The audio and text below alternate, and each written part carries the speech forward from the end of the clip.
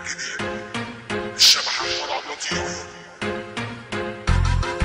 مش عشان ابقى رابر لازم البس امريكاني، ومش هقلد تركي ولا هبقى حد تاني، وبقولها لكل الرابر اللي هيجي ويتحداني.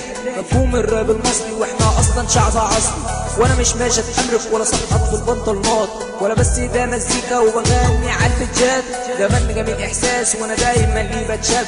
الرابر احمد عبد اللطيف ومش هقلد حد. مصر انا ابن مصري وانا ابن البلد دي، ما بحبش انا امريكا ومش ناسلهم القضيه. اقلد فيهم ايه دول حبه امريكان، لا راحهم ولا جم عاملين زي الدبان. مصر انا ابن مصري وانا ابن البلد دي، ما بحبش انا امريكا ومش ناسلهم القضيه.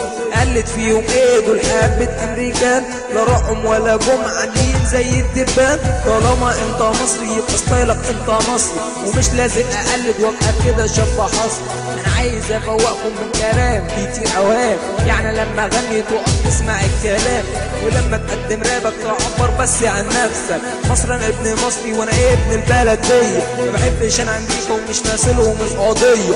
اقلد فيهم ايه دول حبه امريكان، لا راحهم ولا جم عاملين زي الدبان.